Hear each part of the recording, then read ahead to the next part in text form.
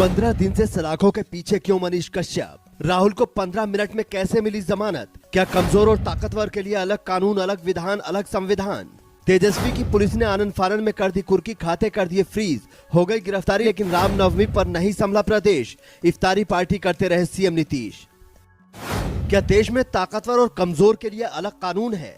क्या दोनों के लिए अलग संविधान है और अलग विधान है? ऐसा हम क्यों कह रहे हैं? 2 मिनट बाद आप भी समझ जाएंगे। किसी अदालत के फैसले पर यह टिप्पणी नहीं है, लेकिन सिस्टम से एक सवाल है। राहुल गांधी पर एक समुदाय विशेष की भावनाओं को आहत करने का आरोप है और वो अपनी सजा के खिलाफ ऊपरी कोर्ट में 3 अप्रैल को गए। उसी दिन उनके केस की सुनवाई हुई और उसी वक्त राहुल गांधी को जमानत दे दी गई। यही अगर किसी बीजेपी नेता के साथ हुआ होता या किसी और पार्टी के नेता के साथ हुआ होता तो कांग्रेसी क्या कहते, आपको पता ही है। लेकिन हम आपको दूसरी तरफ ले जाना चाहते हैं।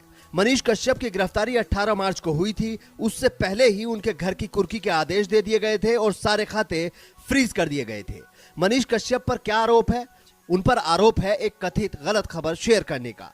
अब मनीष कश्यप के केस में देखिए, 18 मार्च को मनीष कश्यप ने सरेंडर किया। अदालत ने उसे पुलिस रिमांड पर भेज दिया। बिहार पुलिस की रिमांड खत्म हुई तो चेन्नई की पुलिस को ट्रांजिट रिमांड दे दी गई। फिर वहां की अदालत ने तमिलनाडु पुलिस को मनीष कश्यप की रिमांड दे दी। इसके बाद 3 अप्रैल को जब रिमांड पूरी हुई तो मनीष कश्यप को फिर से अदालत में लाया गया। अदालत ने 3 दिन के लिए न्यायिक हिरासत में भेज दिया और कहा कि अब अगली तारीख पर तय होगा कि मनीष कश्यप को फिर से रिमांड पर भेजा जाएगा या नहीं, क्योंकि तमिलनाडु पुलिस अभी और रिमांड की मांग कर रही थी।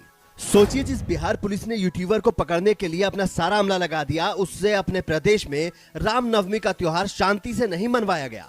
सीएम नीतीश के नालंदा जिले से लेकर बिहार शरीफ तक जमकर हिंसा हुई। लेकिन बिहार पुलिस के लिए एक यूट्यूबर को सजा देना ज्यादा जरूरी था। कमेंट कीजिए और बताइए कि क्या मनीष कश्यप के साथ ये सही हो रहा है या गलत।